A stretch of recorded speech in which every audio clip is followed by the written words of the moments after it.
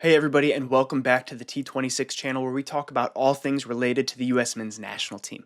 Typically, at the beginning of the week, we go through a series called Team of the Week where we take our top performers and we look at how we can fit them into a starting 11. However, this week we had some really good standout performers and then a lot of average performances or injuries, and it was kind of difficult to make a starting 11 that would be worth even talking about or looking at. So instead, this week, we're just going to do a top five, and we're going to highlight some of the players that really stood out. If you haven't already, please hit like and subscribe so you don't miss anything related to the US men's national team going into the 2026 World Cup. And to start off, we are going to go with our top performer first, and that is Christian Pulisic from AC Milan. Christian started for Milan and played 59 minutes in a 2-1 win over Napoli. Pulisic was absolutely fantastic in this match, and he had a goal and an assist in his hour on the pitch. The only reason that Pulisic was subbed off was because Milan got a red card and somebody had to be subbed off to really help solidify the defensive efforts for Milan.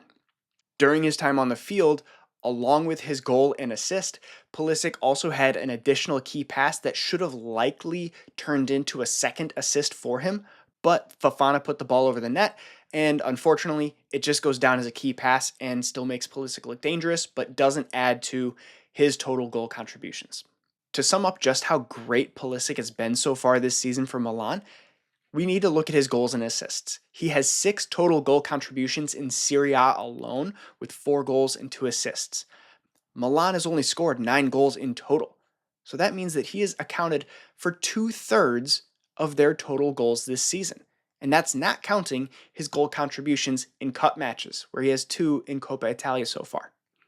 This guy is absolutely on fire, and we all need to support and hope that that form continues and that he can avoid a cold streak like we've seen in years past. After Pulisic, there's no true order of these top players. Ultimately, everybody had good matches and good things, and then they also had some things that they could improve upon. So we are going to move to Germany and talk about Joe Scally from Borussia Mönchengladbach. And Scally started and played the full 90 minutes for his club in a 6-4 loss against Frankfurt. Scally played as a wingback in this match, and he had 2 assists. While giving up 6 goals as technically a defensive player, that's never a good thing, he wasn't directly at fault for any of the goals either. Gladbach has just looked really bad to start the season. To pair with his 2 assists, he also had 4 clearances and drew 3 fouls. He's looked really good and capable when asked to play a more attacking brand of soccer on the wing. Up next, we're going to stay in Germany and talk about Noakai Banks from Augsburg. And Banks was subbed on in the 58th minute in a 2-1 loss. Overall, Banks looked comfortable. He's only 18 and he's continuing to grow into his role with the club. Even though his team lost 2-1, both of those goals were conceded before he came onto the pitch. And while that's not something we always want to hang our hat on, it is something to note. If the team continues to look good and stable defensively when he is on the pitch, we need to pay attention to that, and hopefully he can get more minutes, maybe from the start. In his 31 minutes, he had 35 touches, completed 92% of his passes, and won 5 of his 7 aerial and ground duels. Again, he's only 18, he's learning and growing, but doing that in the Bundesliga is not easy, and he looks good. Up next, we're going to talk about Tanner Tessmann from Olympique Lyon. And Tanner started and played the full 90 minutes in a 1-0 win over Lille. He had a lot of good defensive moments in this match and looked very comfortable on the ball as well.